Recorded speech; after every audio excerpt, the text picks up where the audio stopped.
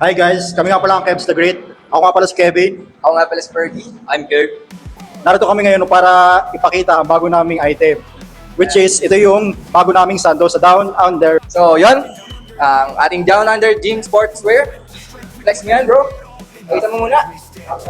Yan, so, ang ating Down Under Gym na sando is acid wash fabric and also branded. Kitang-kita naman, guys.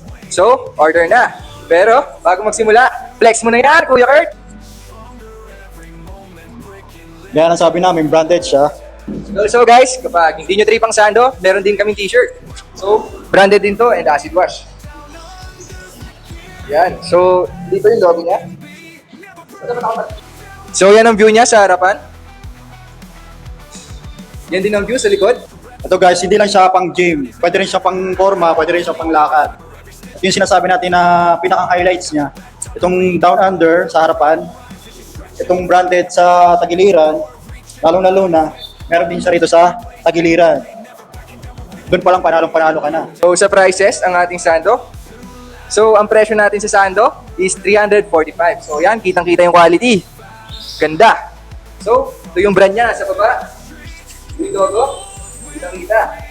So sa mga nagtatanong kung magkano naman ang ating t-shirt, ang t-shirt natin nagkakahalaga ng 375. At talagang makakamura ka kung talagang tatlo ang model mo.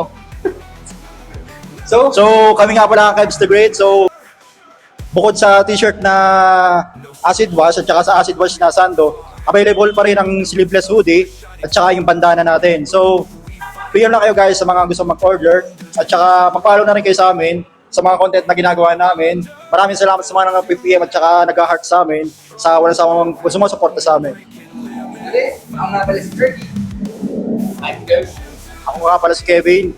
Maraming salamat guys. Shoutout nga pala sa Well Nutrition. Salamat sa pag-notice niyo sa amin, sa pag-comments sa grupo namin na si Angela.